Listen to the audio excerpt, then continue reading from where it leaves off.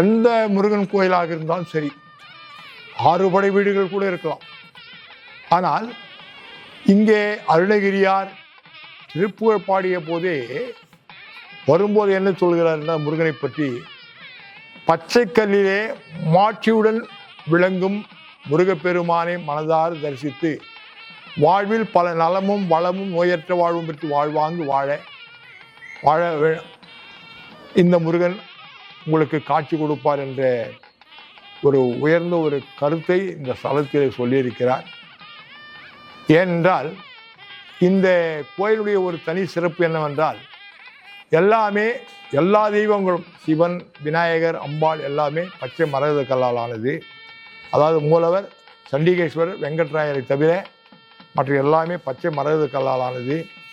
அதுபோல அந்த முருகனுக்கு எதிரே ஸ்தாபித்துள்ள அந்த பச்சை மரகத கல்லாலான மயில் இன்று வரை காண்போரை மெய்சிலிருக்க வைக்கக்கூடிய அளவிற்கு அது ஒரு வடிவமைப்பு அவ்வளவு அழகாக இருக்கும்.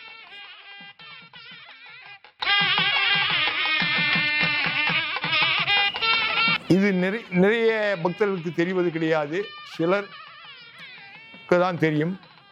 அவ்வளவு சிறப்பாக, அவ்வளவு அழகாக, அவ்வளவு கலை நுணுக்கத்தோடு வடிவமைக்கப்பட்டதுதான் இந்த பச்சை மரகத கல்லால் ஆன மயில்.